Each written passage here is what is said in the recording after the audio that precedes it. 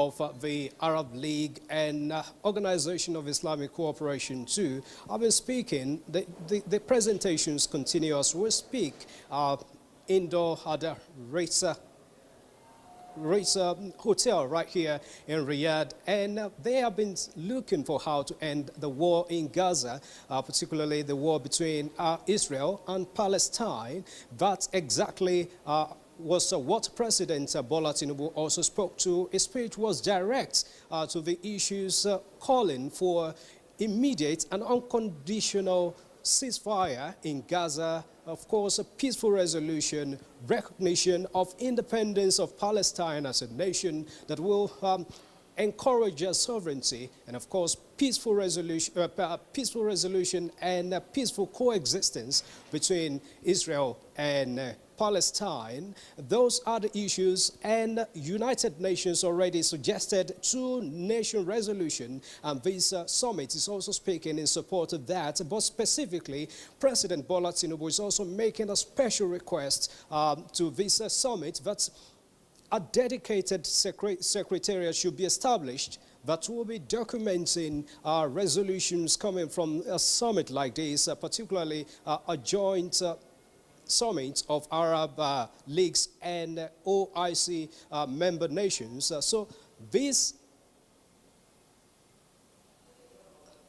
all right, yes, if this secretariat is approved and established, President Bola Tinubu believes that this will be a kind of a step forward ahead of what has been happening in the past. Remember last year, this summit was held and resolutions were made, but little has been done or achieved from those resolutions. So President Bola Tinubu believes that if this secretariat, a dedicated one, is established by this organization, they will be able to monitor developments, monitor progress made as regards resolutions coming from this summit. So let's just take a listen to what President Bola Tinubu said of the summit still going on.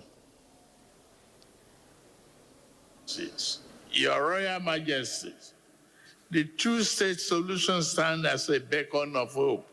I agree, representing the right of both Israelis and Palestinians to self-determination and peace. It is not just a diplomatic article of faith. It is a vision grounded in principle of quality and mutual recognition.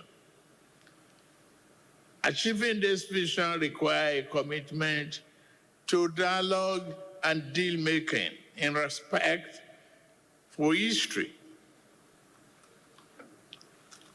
We know this conflict did not begin in October 2023. It can only be resolved through principled compromise based on appreciation of the proper context. The conflict in the security of history is so visceral that the ripples of this division spread far and quickly. The corrosive impact of images of endless violence repeated on 1 billion smartphones around the world is huge. We need to find a new pathway to peace without delay. Nigeria has always championed the cause of peace and cooperation among nations. Our own experiences, domestically and regionally, have taught us that identity politics are no substitute for respecting the nuances of diversity. The path to reconciliation may be fraught with challenges, but it is through honest conversation and deal-making that we can foster understanding.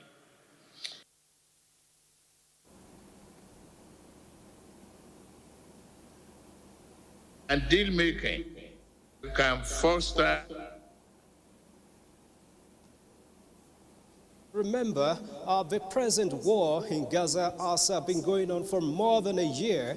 And of course, this summit has been speaking about how to end it, but for now they are saying the international community should go beyond just political and financial support to Palestine by going a step further to show commitment, not just by speaking, but bringing up actions to show that the international community is really, really committed to ending the war in Gaza between Israel and Palestine, and how to force Israel to cease fire immediately.